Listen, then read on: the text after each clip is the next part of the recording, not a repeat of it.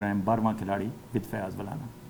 अभी हमारे साथ शरीक गुफ्तगू थे वाशिंगटन डीसी से जनाब अनवर इकबाल साहब, मुमताज़ सहाफ़ी हैं, और अब बैरिस्टर मोहम्मद अहमद पनसोटा साहब से हम पूछेंगे कि इस्लामाबाद में और हमारी अदालतों में आखिर हो क्या रहा है। आइए चलते हैं अहमद पनसोटा साहब की तरफ। जी अस्सलाम वालेकुम जनाब अहमद पनसोटा साहब। जी सर, क्या हाल है जी?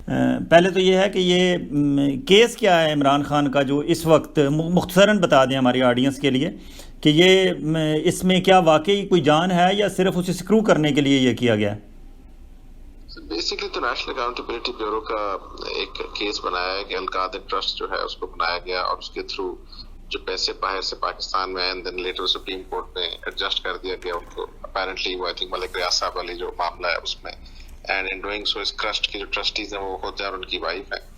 सो इस किस्म का केस है। और नेशनल अकाउंटेबिलिटी ब्यूरो का ये भी है कि in doing so he has caused loss to the national exchequer और corruption and corrupt practices में भी आता है, and at that time he was the prime minister of the country। so उस एंगल से but basically तो it's a frivolous case और इस केस के अंदर कोई merits नहीं है, कुछ भी नहीं। और अब तो नेशनल अकाउंटेबिलिटी ब्यूरो का जो लॉ है that has also been revamped और उस लॉ के तहत बहुत चीजें मेलो डाउन हो गई है। मसलन दो तीन चीजें, एक तो ये है कि आपको अप्रूवल चाहिए फ्रॉम द फेडरल कैबिनेट, वो भी नहीं इस पे मिला हुआ था। दूसरा आपको ये भी चाहिए कि जो इम्पोर्टेंट चीज है कि इन्वेस्टिगेशन जब आपने करनी है तो आपने उसकी परमिशन लेनी है। तो यहाँ पर सीधा ही इन्वेस्टिगेशन हो गई, कोई बताया नहीं गया, there was nobody who was informed। और खान साहब एक और पेश पे गए हुए थे, वहां पर नैब अपना वारंट एग्जीक्यूट करवाने के लिए वहां ले आई। तीसरी बात आ जाती है खान साहब की गिरफ्तारी की। तो सारी गिरफ्तारी जो अमल में लाई गई वो भी बड़े गैर कानूनी तरीके से लाई गई। Firstly he was arrested from the court premises where usually you don't arrest people, और एक कन्वेंशन भी है। और इस केस में तो खान साहब को जनरली वैसे भी प्रोटेक्शन दी हुई थी कि कोर्ट से आपने अरेस्ट नहीं करना। Then paramilitary force was used which is by and large never used for any such purpose. Their job is not to effectuate arrests, या वो अरेस्ट करने के लिए नहीं होती, वो तो बेसिकली एक पैरामिलिट्री फोर्स होती है which is not even trained for this job. वो तो उनका काम डिफरेंट होता है। लॉ एंड ऑर्डर सिचुएशन हो या उसमें कोई एक्सीड कर जाए पुलिस की डोमेन से तो फिर बात है। सो वो भी एक तरीका था। फिर नेशनल अकाउंटेबिलिटी ब्यूरो के लॉ के तहत चीजें उनमें भी ये पूरा फिट इन नहीं करता था, बिकॉज वहां पर भी अरेस्ट जो है उसको बड़ा एक गलत चीज डिक्लेयर किया हुआ है सुप्रीम कोर्ट के, why do you need to arrest somebody. और लॉ को ये भी कहा था कि जो ड्राफ्ट बॉडी है, जो सबसे बड़ी हमारी नेशनल अकाउंटेबिलिटी ब्यूरो बॉडी है, it has no arrest policy. They generally have no clear arrest policy, जिन्हें दिल करता है बंदे को उठा लेते हैं। सो इन काफी सारे फैक्टर्स थे, बट ये था प्राइमरली तो the issue was to arrest him and to bring him behind bars and then probably create that stupid playing field that they want to create, और उसके ताकि जो हमारे साथ हुआ वो इनके साथ भी हो। So मेरे नजदीक तो it's completely political victimization if I were to sum it up in one line। अच्छा, इसमें अब जो मुझे पता है कि हम बीइंग जर्नलिस्ट हम क्रिटिसाइज़ कर सकते हैं, और आपका क्योंकि सामना में फिर इन्हीं जज साहबान से होता है, तो एक आम तासर जो जस्टिस आमिर फ़ारूक साहब की कोर्ट के हवाले से अभी कल से पैदा हुआ है कि वो उन्होंने बहुत वीक यहाँ परफॉर्म किया है। और स्पेशली अगर उन्होंने इस तरह इसे लीगल करार देना था तो उससे पहले जो वहाँ उन्होंने गीदड़ बबकियाँ कहें या उन्होंने जो रिमार्क्स दिए, या उससे ऐसे लग रहा था कि पता नहीं वो क्या करने लगे हैं। क्योंकि लिटरली जब इमरान खान को अरेस्ट किया गया for few minutes like 5 to 10 minutes और even 20 minutes, Islamabad high court was hijacked by someone who we don't know वो कौन था, वो कौन थे, वो कहीं से हो गया। लेकिन हत्ता कि इनकी कोर्ट भी कहते हैं कि अंदर से लॉक कर दी गई, कोई बंदा अंदर से बाहर नहीं जा सकता था, बाहर से अंदर नहीं जा सकता था जब वो एक्शन हो रहा था। तो वो कमांडो एक्शन करके बंदे को तो उठा के ले गए, लेकिन उसके बाद हमारे chief justice Islamabad high court साहब ने जब नोटिस दे रहे हैं उसको सेक्रेटरी इंटीरियर को और आईजी इस्लामाबाद को, तो किस चीज़ की तौहीन हुई? अगर नोटिस अगर कानूनी है तो फिर तो तौहीन नहीं हुई, अगर तौहीन हुई है तो फिर गैर कानूनी है। तो ये इसमें क्या हमारी रेटिंग इंटरनेशनली, हम पहले ही कहते हैं हमारी अदलिया की रेटिंग बहुत नीचे है, तो क्या इसमें मज़ीद इजाफा हुआ होगा इस वाक़े से? देखिए जी, अदलिया स्पेशली इस पर्टिकुलर कॉन्टेक्स्ट में आमिर फारूक साहब ने जो फैसला दिया है वो खुद इस चीज़ का जवाब देता है। फैसले के अंदर वो जहाँ ये लिखते हैं कि अरेस्ट लीगल है तो साथ फिर ये भी लिखते हैं कि the mode and manner in which he was arrested it was certainly not in line and it was inappropriate, और इस तरह की बात करते हैं। वो आप वाली बात है, या तो अरेस्ट लीगल हो सकता है और मैनर भी ठीक हो सकता है, ये नहीं हो सकता कि अरेस्ट लीगल हो और मैनर ठीक ना हो। तो वो खुद थोड़ी सी, मैं उस जजमेंट से बड़ी एहतराम, बड़ी इज्जत से डिसएग्री करता हूँ। हमारे फाजिल चीफ जस्टिस है, उनकी इज्जत भी बहुत करते हैं, लेकिन ये कि उनके फैसलों से हमारा राय, इख्तलाफ रखने का राय जो है, ये हक जो है वो हम बिल्कुल रखते हैं। I think it is a decision जो कि सुप्रीम कोर्ट चैलेंज हो गया है, और होपफुली कल सुप्रीम कोर्ट इसको टेक अप करेगी, एंड आई थिंक उस पर कुछ न कुछ शायद जरूर इकोस मिलेगा, क्योंकि वो मेरा नहीं ख्याल वो modern manner of the arrest is legal, और उसको जिस तरीके से किया गया मैं उसको समझता हूँ कि that is not in line with how it should have been done. But ये है कि चीफ जस्टिस साहब को अपने कोर्ट की इंटेग्रिटी प्रोटेक्ट करनी चाहिए थी, और एक मैसेज स्ट्रांग देना चाहिए था। It is not Imran Khan, but anybody, Zaid Bakar, anybody whosoever is arrested from the precincts of the court, he must be dealt with dignity, और वो dignity आर्टिकल 14 कॉन्स्टिट्यूशन की गारंटी करती है, and that must be protected at all material times. और internationally हमारी ranking भी जो है वो ऐसे ही केसेस पे जज होती है, यहाँ से ही गेज होती है। अगर हम इंटरनेशनली, वो तो और चीज़ है जो रैंकिंग उस मामला। जी अच्छा, पूछना ये था कि फॉर एग्जांपल केस एहतसाब अदालत के पास और गया है अब, और एहतसाब अदालत का ये भी अनोखा होगा कि इमरान खान को एहतसाब जज के सामने पेश नहीं किया गया, बल्कि एहतसाब जज को इमरान खान के सामने पेश किया गया है। तो आम लोग तो यही समझते हैं कि इमरान खान को एहतसाब जज के सामने नहीं, बल्कि एहतसाब जज को इमरान खान के सामने पेश किया गया है, और कल से कोई पता नहीं कि उसे वहाँ से कौन बंदा लेके गया, उसे कहाँ कहाँ घुमाया जा रहा है, किस सेफ हाउस में रखा जा रहा है। और इमरान खान पिछले कुछ अरसे कंटिन्यूसली ये कह रहे हैं कि मुझे इंटेलिजेंस ऑफिसर से मेरी जान को ख़तरा है, और इस वक्त हालात ये हैं कि किसी को कुछ नहीं पता पूरे पाकिस्तान में कि इमरान खान साहब किसकी कस्टडी में है, और इमरान खान साहब को कौन एहतसाब अदालत में लेके आता है, कौन एहतसाब अदालत से लेके जाता है, किस जगह रखा जा रहा है, कौन हैंडल कर रहा है, उनकी गाड़ी की मूवमेंट की किसके इंचार्ज है, क्योंकि फेडरल गवर्नमेंट तो किसी चीज़ की जिम्मेदारी ना ले रही है ना उनके नॉलेज में है। तो ये क्या मुल्क है? ये इंटरनेशनली जब ये ख़बरें हम ओवरसीज़ पाकिस्तानी देखते हैं या इंटरनेशनल कम्युनिटी देखती होगी, लोग देखते होंगे, तो वो कहते होंगे कि ये क्या मुल्क है कि जिसमें एक बंदा कहता है कि मुझे पाकिस्तान के हसास इदारे के फ़लाँ अफसर से नाम लेके कहता है मुझे उससे ख़तरा है, और वो बंदा वहाँ बज़ाहिर सबसे ताकतवर अफसर है इस वक्त हसास इदारे में। तो कल से जब से इमरान खान अरेस्ट हुआ है, किसी को नहीं पता कि वो किसकी कस्टडी में है, कहाँ कहाँ उसे घुमाया जा रहा है, किस किस सेफ हाउस में ले जाया जा रहा है, वहाँ क्या किया जा रहा है, क्योंकि बज़ाहिर सामने तो कोई सिविल अफसर तो सामने है नहीं। तो ये बाहर हमारा क्या होगा, क्या कि लोग सोचते हैं कि एक बंदा साफ बता रहा है मेरी जान को ख़तरा है, और फिर हमें पता भी नहीं है कि वो बंदा है किसके हाथ में। तो आप इसको किस तरह देखते हैं? क्या कोई सुप्रीम कोर्ट या कोई हमारी अदालत, क्योंकि अल्टीमेट तो हमने कोर्ट्स के पास ही जाना है ना इंसाफ लेने, किसी आम शहरी ने अगर उसके साथ इस तरह का काम हो तो अगर सुप्रीम कोर्ट भी इस्लामाबाद हाई कोर्ट वाला ऑर्डर अब चैलेंज कर दिया, उसमें आई थिंक सुप्रीम कोर्ट ये सारे के सारे फैक्टर्स देखेगा, ठीक है, और तफसीलन फैसला देगा। आप ठीक कह रहे हैं कि तशवीश तो बहुत है पाकिस्तान में हर शहरी को, बट ये सारे फैक्टर्स जो हैं वो देखेंगे, and then probably they will try to find out something, possible way out. ठीक है। अच्छा, एक इसके दो नौयत हो गई। एक ये कि वो जो रियाज मलिक साहब के पैसे एडजस्ट किए गए, तो वो सुप्रीम कोर्ट ने अगर एडजस्ट कर लिए और फेडरल कैबिनेट की रिकमेंडेशन पे कर लिए, तो उसमें इमरान खान का क्या कसूर है? एक बात ये हो गई। दूसरी ये कि अगर ज़मीन वहाँ अलकादर यूनिवर्सिटी की ख़रीदी गई है, ली गई है, या किसी ने डोनेट की है, तो उसमें अगर ट्रांजैक्शन में कहीं कोई प्रॉब्लम आया है, तो वो तो उस वक्त ये हमारे जो लैंड रेवेन्यू डिपार्टमेंट के ऑफिसर्स होंगे वो बता सकते हैं कि क्या वो गलत हुआ है या सही हुआ है। मैंने कहा मुझे जो एक आम शहरी के तौर पर नज़र आता है कि इसकी दो चीज़ें हैं। एक ये कि वो जो रियाज मलिक साहब के पैसे आए इंग्लैंड से, वो एडजस्ट कैसे हुए, वो क्या फेडरल कैबिनेट की अप्रूवल से हुए, और सुप्रीम कोर्ट ने अगर वो एडजस्ट कर लिए तो उसमें फिर इमरान खान का क्या कसूर है। दूसरी तरफ अगर अलकादर यूनिवर्सिटी के लिए ज़मीन ख़रीदी गई है कहीं, और वो अगर किसी ने डोनेट की है या किसी से ख़रीद के आगे ख़रीदी गई है, ज़ाहिर लैंड के यहाँ बहुत ज़्यादा ब्रोकर हैं, रियल एस्टेट डेवलपर्स हैं, एजेंट्स हैं, प्रॉपर्टी डीलर्स हैं जो प्रॉपर्टी ख़रीदते हैं और आगे बेच देते हैं एक इदारे को, एक इंस्टीट्यूट को, एक यूनिवर्सिटी को, मैनेजमेंट को। तो उसमें अगर कोई गलती हुई है तो वो तो लैंड रेवेन्यू डिपार्टमेंट वाले एक्सप्लेन करेंगे कि हुई है या नहीं हुई गलती। तो आपको नज़र आता है कि ये ज़्यादा फोकस इनका किस तरफ होगा, लैंड की परचेज और उस पे बाइंग पे या पैसों की एडजस्टमेंट वाले मामले पे ज़्यादा फोकस होगा इनका? मेरा ख्याल जो नेशनल अकाउंटेबिलिटी ब्यूरो का ज्यादा है वो नेशनल इसके पैसों के एडजस्टमेंट पर होगा।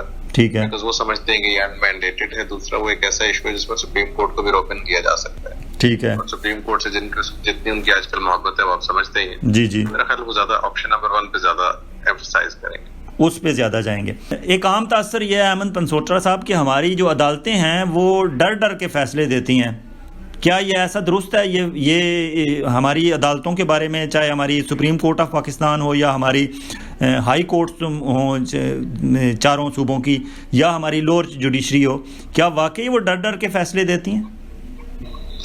मैं डर के तो नहीं कहूंगा, लेकिन ये है कि फैसलों में मसलियत कई दफा ज्यादा आ जाती है और मसलियत जरूरत से ज्यादा ओवर पावर कर जाती है उसको।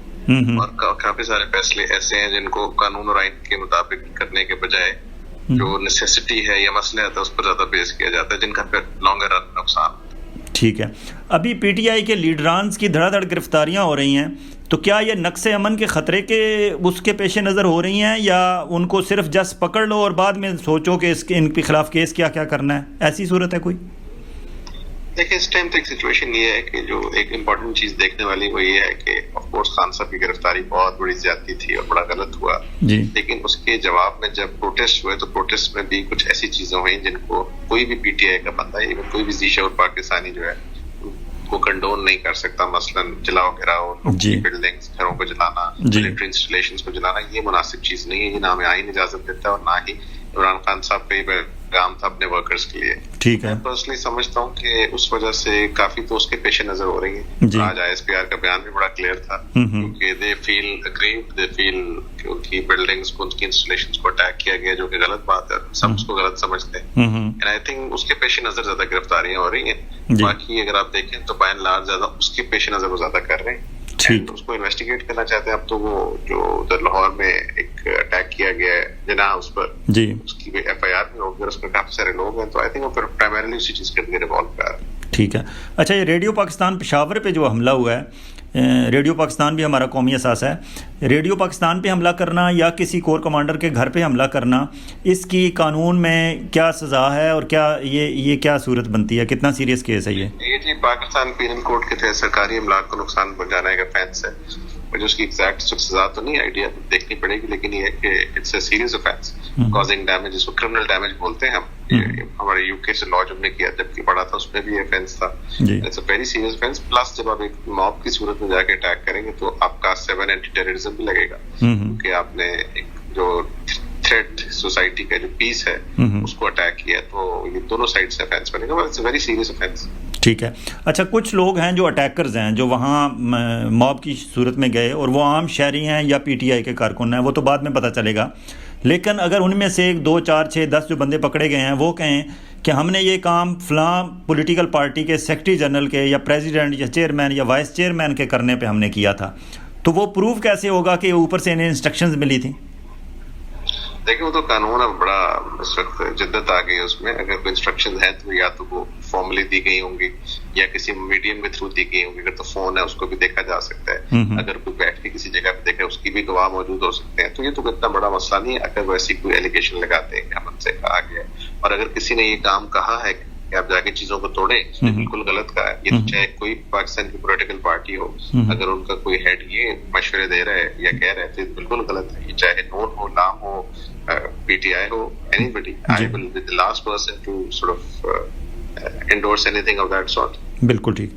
अच्छा, ये जो इमरान खान की गिरफ्तारी और उस गिरफ्तारी के बाद की जो सूरत हाल है, ये तो अचानक कहीं से रप्ट हो गई या निकल आई है, लेकिन दूसरी तरफ जो पंजाब असम्बली के इलेक्शन थे या KPK के इलेक्शन थे, वो आलमोस्ट एट द पॉइंट के हमें लग रहा था कि आज कल शायद सुप्रीम कोर्ट से कोई डिसीजन आ जाए। तो क्या वो बैक बर्नर पे चला गया है? क्या वो 14 मई की डेडलाइन, क्या वो इस सारी सूरत हाल में उस डेडलाइन को लोग भूल जाएंगे? उस हवाले से आप क्या समझते हैं कि क्या कुछ नज़र आ रहा है कि वहाँ से कोई फ़ैसला आएगा कि इलेक्शन 14 मई नहीं तो 14 जून या 14 जून नहीं तो 14 जुलाई, कुछ होगा वहाँ से? देखिए जी, अब वो भी कल के लिए case I think Supreme Court में fixed, let's see Supreme Court उसमें क्या करती है। और वो होना तो चाहिए। सुप्रीम कोर्ट ने बड़ा क्लियर दिया कि अगर किसी के सब अंडरस्टैंडिंग नहीं होती जी, तो फिर हम अपना 14 मई वाला जो ऑर्डर है उसको एनफोर्स कराएंगे। और एट द सेम टाइम चूंकि अब 90 डेज से बियॉन्ड चला गया है, क्योंकि कॉन्स्टिट्यूशन में जिसका है कि 90 डेज में होना चाहिए, लेकिन वो सुप्रीम कोर्ट ने बेरिश मिनिमम कहा है, तो वो अगर कोई कंसेंसस आ जाए तो उस पर शायद डेट भी दी जा सकती है। मेरा ख्याल है कि शायद इमरान खान की गिरफ्तारी के बाद पीडीएम काफी कॉन्फिडेंट हो कि वो इलेक्शन में जा सकती है, वो मान जाए या कोई ऐसी बात करे। So I think Supreme Court will have to enforce its order, because अगर ऑर्डर पास किया है तो फिर उसकी इन्फोर्समेंट भी फिर उनको करवानी पड़ेगी। ठीक है। बीइंग अ लॉ एक्सपर्ट और लीगल एक्सपर्ट होने के अलावा आप एक पॉलिटिकल भी आपकी नज़र है, आपका क्या अंदाज़ा है कि बैक एंड पे कोई बातचीत चल रही होगी और चांसेस हैं कि कोई सेटलमेंट, कोई दरमियानी रास्ता, कोई ऐसी सूरत, क्योंकि पूरे मुल्क में जो एक इस वक्त हिजान की कैफियत है, इंतशार और उसकी सूरत हाल है, उसको भी तो डाइट डाउन करना है, काम डाउन करना है लोगों को। पूरी दुनिया में मुजाहरे हो रहे हैं, इतना बड़ा मुजाहरा हमने कल टोरंटो में, कैलगरी में, न्यूयॉर्क सिटी, टाइम्स स्क्वायर में इतना बड़ा मुजाहरा हमने, लंदन में इतना बड़ा मुजाहरा हमने कभी नहीं देखा। तो ये जो इंटरनेशनली हमारा एक जो हो रहा है, आप समझते हैं एज अ पॉलिटिकल एनालिस्ट के वाकई बैक एंड पे कोई बातचीत हो रही होगी और होनी चाहिए? पहली तो बात है कि एक तो सुप्रीम कोर्ट बहुत अच्छा रोल प्ले कर सकता है। कल जब इमरान खान की अरेस्ट पिटीशन टेकअप होती है तो उसमें काफी कुछ किया जा सकता है, they can pass appropriate orders. At the same time अगर बातचीत नहीं भी चल रही, जो कि हम आमतौर पर पॉलिटिकल बात लोग बैकवर्ड चैनल्स जरूर अडॉप्ट करते हैं जी, और इस टाइम पर अगर नहीं भी चल रही तो चलानी चाहिए। तो सबसे पहले हमारे लिए पाकिस्तान है, किसी भी पॉलिटिकल पार्टी से पहले पाकिस्तान का अमन है, पाकिस्तान की वैल्यू है, अफवाज पाकिस्तान है, पाकिस्तान की जो एक हमारे लिए एक वैल्यू है, वो सारी इन चीजों से बनती है। बिल्कुल। तो मेरा नहीं ख्याल कि पॉलिटिकल डिफरेंसेस के ऊपर किसी भी ऐसी चीज को दाव पर लगाना चाहिए, और उस एंगल से अगर आप उसको देखें तो अगर बातचीत नहीं भी हो रही तो करनी चाहिए। It is not about Khan साहब अरेस्ट, वो तो चले आज नहीं तो कल बाहर आ जाएंगे, जिससे पहले बाकी लोग आए। अगर कोई चोरी करके बाहर आ सकता है तो खान ने तो चोरी नहीं की, बाहर आ जाएंगे। तो प्रॉब्लम सिर्फ ये है कि इस टाइम पर पाकिस्तान इस हजान से जो कैफियत जिसकी आप बात कर रहे हैं, इसको फौरन डाइट आउट करने के लिए सारों को एफर्ट्स करने चाहिए, हर एक को अपने अपने लेवल पर एफर्ट्स करने चाहिए। अगर नहीं करेंगे अल्टीमेटली मुल्क का नुकसान, किसी पोलिटिकल पार्टी का नहीं, पाकिस्तान का नुकसान है। और पाकिस्तान से ज्यादा इम्पोर्टेंट मेरे लिए तो कोई चीज नहीं है, और किसी भी शहरी के लिए कोई चीज नहीं होनी चाहिए। बिल्कुल, बहुत शुक्रिया जनाब अहमद पंसोटा साहब। जी हाँ नाज़रीन कराम, ये थे बैरिस्टर अहमद पंसोटा। उससे पहले हमने वाशिंगटन डीसी में डॉन के ब्यूरो चीफ जनाब अनवर इकबाल साहब से बात की। उन्होंने इंटरनेशनल स्फीयर में आपको बताया कि पाकिस्तान मुसलसल तनहा दर तनहा होता जा रहा है, और हमारे हुक्मरानों ने अगर इस वक्त भी होश के नाखुन ना लिए तो जो हमारी दाखिली सूरत हाल है वो तो ख़राब है ही है, ख़ारजी महाज पे भी हम तनहा होते जाएंगे, और इसका नुकसान बहुत देर में रिकवर होगा, और वो भी तब रिकवर होगा अगर हमारे पास कोई अच्छी आवाम की ताकत से कोई अच्छी लीडरशिप आ गई तो। और वाकई हमारे लोग मुखलिस हुए काम में, क्योंकि हमारे लोगों में सलाहियत की कमी नहीं है। आप इनकी वारदातें देखें, मुस्लिम लीग नून को देखें, मरियम नवाज़ क्या बयान दे रही हैं। मरियम औरंगज़ेब पीटीवी की वज़ीर इत्तलात हैं, और पीटीवी पे ये ख़बरें चल रही हैं कि मुल्क भर में इमरान की गिरफ़्तारी पर जश्न मनाया जा रहा है। ये ख़बर पीटीवी पे चली है, वज़ीर इत्तलात मरियम औरंगज़ेब साहिबा ने चलवाई है। आपने देख लिया पूरे पाकिस्तान में क्या हो रहा है, जगह जगह आग लगी हुई है, और हमारा सरकारी टेलीविज़न ये बता रहा है कि मुल्क भर में जश्न मनाया जा रहा है, लोग मिठाइयाँ खा रहे हैं। अफसोस होता है। मरियम नवाज़ ने क्या स्टेटमेंट दी, उन्होंने कहा जी कि पूरे मुल्क में से, पाकिस्तान में से अवाम बाहर नहीं निकले, अवाम बाहर नहीं निकले तो आज आपने पंजाब में फ़ौज क्यों तलब कर ली, इस्लामाबाद में ऑफिशियली फ़ौज क्यों तलब कर ली, और KPK में फ़ौज क्यों तलब कर ली, सिंध में आपने दफ़ा 144 क्यों लगवा ली। बलूचिस्तान पता नहीं अभी तक बचा हुआ है, लेकिन जो इनके इरादे थे कि कल रात को ये हेलीकॉप्टर अरेंज कर रहे थे कि इमरान खान को बलूचिस्तान ले जाया जाए और वहाँ कोई पर्चा इसके ख़िलाफ़ दर्ज कराया जाए और मच जेल में इसे रखा जाए।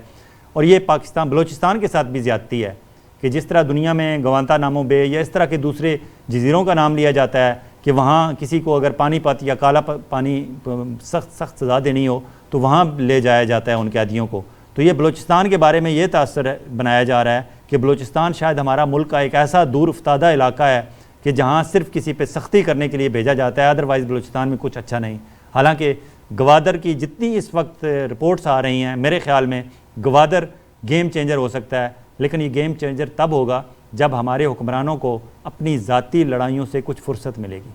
अब इस वक्त आगे क्या होने वाला है, बज़ाहिर जो राना सनाउल्लाह ग्रुप है, उसे गैंग कहें तो ज़्यादा बेहतर होगा, राना सनाउल्लाह और उसकी सोच के लोग जो हैं उनका ख्याल ये है कि धड़ाधड़ इनके अरेस्ट किए जाए, इनकी PTI की लीडरशिप को, जब मेन लीडरशिप की अंदर हो जाएगी फिर उनके खिलाफ ये केसेस किए जाएंगे। जिस तरह कल GHQ में वहाँ जब लोग गए तो आगे कोई रेजिस्टेंस नहीं थी, लोगों को अंदर जाने दिया गया। इसी तरह बाकी भी जहाँ जहाँ कैंट्स में लोग गए लोगों को जाने दिया गया, क्योंकि रैकेट पे चीज़ें लाना थी कि हाँ वाकई इन्होंने ये काम किया है। अब वहाँ मॉब था, आम थे, यूथ थी, आम लोग थे, उन्हें पता नहीं था, उनको कोई लीड करने वाला नहीं था, उन्होंने गलत काम किए, उन्हें नहीं करना चाहिए थे। लेकिन अब उसी काम पे, उसी की आड़ में इनके PTI की लीडरशिप के खिलाफ केसेस किए जाएंगे। साथ कैबिनेट की स्पेशल मीटिंग बुला ली गई है। कैबिनेट की मीटिंग से अप्रूवल कराई जाएगी कि क्योंकि इन्होंने हमारे रियासती इदारों को, रियासती असासों को और नेशनल एसेट्स को नुकसान पहुंचाया है, इसलिए इसको पॉलिटिकल पार्टी के तौर पर बैन किया जाए। PTI को मे भी बैन कर दिया जाए, इमरान खान को मे भी बैन कर दिया जाए, नाअहल कर दिया जाए, लेवल प्लेइंग फील्ड बना दी जाए, इमरान खान को जेल में रखा जाए। 14 दिन का रिमांड तो मिल गया, फिर किसी और केस में कर लेंगे अगर सुप्रीम कोर्ट से कोई रिलीफ उन्हें ना मिला तो। इसी तरह फिर अगर मियां नवाज शरीफ साहब देखेंगे कि हाँ वाकई अब उनके पॉपुलैरिटी का ग्राफ उनका नीचे हो गया है, हमारा कुछ ऊपर आ रहा है, शायद मियां साहब भी पाकिस्तान पहुंच जाएं और आते ही उन्होंने जेल में जाना है क्योंकि वो तो सज़ा याफ्ता हैं, माफ़ होंगी तो माफ़ होंगी, अभी तक तो माफ़ नहीं हुई। फिर वो समझते हैं कि लेवल प्लेइंग फील्ड होगा। अगर उस लेवल प्लेइंग फील्ड के बाद भी अगर PTI ये बंद भी ख़त्म भी कर दी जाती है, PTI नज़रियाती, PTI हकीकी, या पाकिस्तान तहरीक इंसाफ की बजाय तहरीक इंसाफ पाकिस्तान TIP आ जाती है, कुछ भी आ जाता है, इलेक्शन में चले जाते हैं, चले तो जाएं तो सही, बजाय इसके कि आपस में लड़ते लड़ते किसी तीसरी कुव्वत को दावत दे लें। और तीसरी कुव्वत के इस वक्त के जो चीफ़ हैं हमारे आर्मी चीफ़ आसिम मुनीर साहब, वो जितनी उनके आने पे तारीफ़ हुई थी कि वो हाफ़िज़ कुरान हैं, सैयद बादशाह हैं, ये है वो है, बहुत एयरमैन से तरक्की करके वो आर्मी चीफ़ बने, बहुत कमिटेड हैं ये वो, लेकिन अभी तक वो खामोश हैं। उन्होंने अपना गुस्सा, अपना जलाल अभी तक लोगों को दिखाया नहीं। और जब हालात इस तरह के होते हैं तो फिर इस तरह के इंतहाई खामोश लोग जो होते हैं वो इंतहाई ख़तरनाक भी साबित हो सकते हैं। अगर वो आ गए तो फिर ये सारी तामीर व तरक्की, ये सारे ख्वाब, ये सारे वादे फिर भूल जाएं। और फिर हमारी यूथ, जिसके बारे में हम कहते हैं कि हमारे 62 to 65% हमारी यूथ है, वो यूथ पहले ही बहुत मायूस है पाकिस्तान के हालात से, वो मज़ीद मायूस होगी। और इस सारी गेम में एक दफ़ा फिर पतली गली से निकल जाएंगे हमारे दोस्त और हमारे बुज़ुर्ग जनाब रियाज़ मलिक साहब। रियाज़ मलिक साहब का सारा केस क्या है कि उन पे कराची, बैरिया टाउन कराची के मामले में वहाँ कुछ ज़मीनों का मामला था कि शायद ज़मीनें उन्होंने सिंध गवर्नमेंट की ले ली या कुछ इस तरह की बंजर ज़मीनें थीं, कोई जिनका कोई मालिक नहीं था, उनको लपेट लिया उन्होंने बैरिया टाउन में, बैरिया टाउन कराची में। सुप्रीम कोर्ट में केस चला, वहाँ वो प्रूफ ना कर सके। सुप्रीम कोर्ट ऑफ पाकिस्तान ने कहा कि इतनी तामीर व तरक्की हो चुकी है, आप वो सारी वो ख़त्म तो नहीं की जा सकती, लेकिन बैरिया टाउन पे फ़ाइन हो गया 460 अरब रुपए का। अब वो 460 अरब वो उन्होंने एनुअली कुछ किस्त बनी थी उनकी कि हर साल उन्होंने इतने गवर्नमेंट ऑफ पाकिस्तान को देने हैं, लेकिन सुप्रीम कोर्ट में जाके देने हैं और सुप्रीम कोर्ट से फिर वो कौमी ख़जाने में जाएंगे।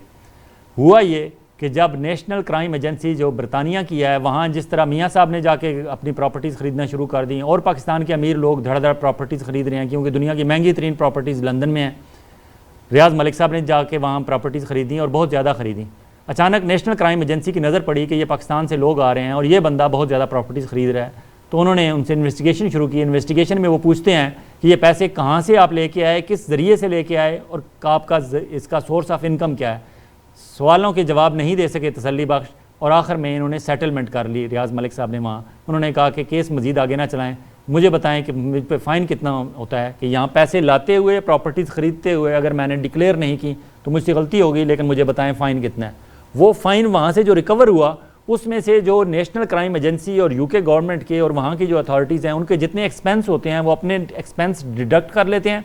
बाकी जो पैसे बचते हैं वो बने थे तकरीबन 190 मिलियन पाउंड, जो अगर US डॉलर में देखें तो 250 मिलियन डॉलर बनते हैं, और पाकिस्तानी रुपीज़ में देखें तो वो 60 अरब रुपया बनता है कि ये पैसे आप हमें दे दें। रियाज़ मलिक साहब से उन्होंने ले लिए। अब कायदे कानून के तहत वो जिस मुल्क की भी दौलत हो, जहाँ से भी वो लाए गए हों, वो उस मुल्क को UK वाले वापस कर देते हैं। UK गवर्नमेंट ने वो पाकिस्तान गवर्नमेंट को वापस करने थे और उन्होंने किए।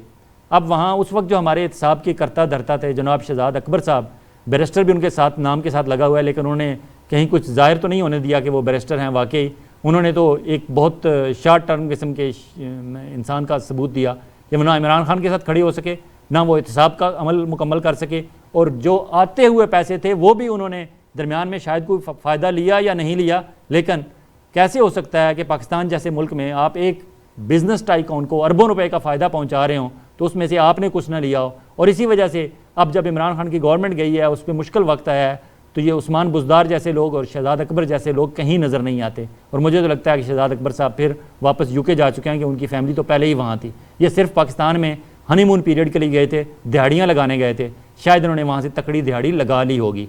वो 60 अरब रुपया नेशनल क्राइम एजेंसी यूके से जो मिला रियाज मलिक साहब से, वो कौमी ख़जाने में जाना चाहिए था। इन्होंने ये कहा कि चलें कौमी ख़जाने में, कि कौन पूछता है कौमी ख़जाने को। कैबिनेट इमरान खान को कोई कहानी बना के दी, इमरान खान ने कैबिनेट से अप्रूव कराई और वो सुप्रीम कोर्ट में जाके एज ए फ़ाइन डिपॉजिट करा दिया गया। हालांकि वो 60 अरब रुपया जो 460 देना था, उसमें से 60 तो शहजाद अकबर साहब ने कम कर दिया। अगर वो डायरेक्ट कौमी ख़जाने में जाता जैसा कि जाना चाहिए था, तो ये 60 अरब रुपए अलग सुप्रीम कोर्ट में तो रियाज मलिक ने माने हुए थे, रियाज मलिक साहब को देने पड़ रहे थे, लेकिन शहजाद अकबर साहब ने उन्हें फेवर दी। अब कायदे कानून के मुताबिक देखा जाएगा कि ये अगर फेवर दी गई तो क्या वो सही तरीके से दी गई या गलत तरीके से दी गई। एक तो इस केस पे बहस होगी। दूसरा ये कि वो अलकादर यूनिवर्सिटी को जो ज़मीन दी वो रियाज मलिक साहब ने डोनेट की, ख़रीद के दी या किसी थर्ड पार्टी के ज़रिए दी, जैसे भी दी, अलकादर यूनिवर्सिटी को कैसे दी, किन टर्म्स एंड कंडीशंस पे दी, वो ट्रांजैक्शन सही थी या गलत थी, उस पर अलग तहकीकात होंगी। अब चूँकि ये दोनों चीज़ों में रियाज मलिक साहब इन्वॉल्व हैं, इधर से पैसे सुप्रीम कोर्ट में देने, फ़ाइन में भी, उधर अलकादर यूनिवर्सिटी को भी ज़मीन देने में भी रियाज मलिक साहब इन्वॉल्व हैं, तो कहानी ये जोड़ी जा रही है कि इमरान खान की हुकूमत थी और इमरान खान के इन्फ्लुएंस की वजह से इधर रियाज मलिक को फ़ायदा पहुँचाया गया, उधर रियाज मलिक ने अलकादर यूनिवर्सिटी को फ़ायदा पहुँचा दिया। बहस आगे चलेगी, लेकिन अगर इमरान खान ने नाअहल होना है, चाहे इस केस में होना है चाहे किसी और में होना है। अब टिरियान केस को देखें, इस्लामाबाद हाई कोर्ट के 2 जज साहबान, जस्टिस मोहसिन अख्तर कियानी और दूसरे जहांजेब आलम ज़ेब साहब, उन्होंने अपना एक नोट लिखा। उस नोट को पहले ही आउट लीक कर दिया गया मुतनाज़ा बनाने के लिए। अब इस्लामाबाद हाई कोर्ट की वेबसाइट किसके कंट्रोल में है? Chief justice Islamabad high court जनाब आमिर फ़ारूक साहब की ज़िम्मेदारी है। अगर वहाँ लीक हुआ है तो मुझे तो लगता है कि ये ख़ुद उन्होंने लीक कराया मुतनाज़ा बनाने के लिए। लीक होने के बाद उन्होंने कहा जी कि ये कैसे वेबसाइट पे चली गई है, मैं इसकी इंक्वायरी हेल्ड करता हूँ और ये बेंच तोड़ देता हूँ, नया बेंच बनेगा और दोबारा उसकी हियरिंग होगी। पहले 3 रुकनी बेंच में हियरिंग हो चुकी है, जिनमें से 2 जज साहबान टिरियान केस में इमरान खान को नाअहल करने के हक़ में नहीं, और एक तीसरे जज जो जस्टिस आमिर फ़ारूक ख़ुद थे वो थे। तो अगर उसके मुताबिक ही फैसला होता तो वो 2-1 से इमरान खान के हक़ में फ़ैसला होना था। लेकिन ये वही जस्टिस आमिर फ़ारूक हैं जो कल 3 घंटे तक पता नहीं किसकी हब्से पे जामे रहे हैं, और उसके बाद उन्होंने इमरान खान की गिरफ़्तारी को गैर कानूनी करार देते देते कानूनी करार दे दिया, और साथ इस्लामाबाद के आईजी को और इंटीरियर सेक्रेटरी को नोटिस भी दे दिया कि आपने इस्लामाबाद हाई कोर्ट में जिस तरह आपने चढ़ाई की और जिस तरह यहाँ से बंदा अरेस्ट करके आपने नैब के हवाले किया, आपने तौहीन अदालत की। या तो तौहीन अदालत हुई या नहीं हुई, लेकिन chief justice Islamabad high Court मुअज़्ज़ज़ चीफ़ जस्टिस जनाब आमिर फ़ारूक साहब इस वक्त शदीद दबाव में हैं। उसी दबाव में उन्होंने उसे इमरान की गिरफ़्तारी को कानूनी भी करार दिया, उसी दबाव में वो टिरियान केस में भी उसको इशू बना रहे हैं और अब एक नया बेंच बनाना चाहते हैं। इमरान खान को जिस तरह नज़र आ रहा है कि तय कर लिया गया है कि उन्होंने नाअहल करना है, उनकी पॉलिटिकल पार्टी को भी बैन करना है, ये सारे काम हो भी जाएंगे, लेकिन आप इलेक्शन में तो जाएं, फ़ैसला अवाम के हाथ में दें। अवाम फ़ैसला करेगी कि हमारा आइंदा 5 साल के लिए हुक्मरान कौन होगा। अपना और अपने गिरदोनवा के लोगों का इसी तरह ख्याल रखिएगा जिस तरह आप चाहते हैं कि आपका ख्याल रखा जाए। आइंदा हफ्ते एक और मुअज़्ज़ज़ मेहमान के साथ आपकी खिदमत में हाज़िर होंगे। खुदा हाफ़िज़।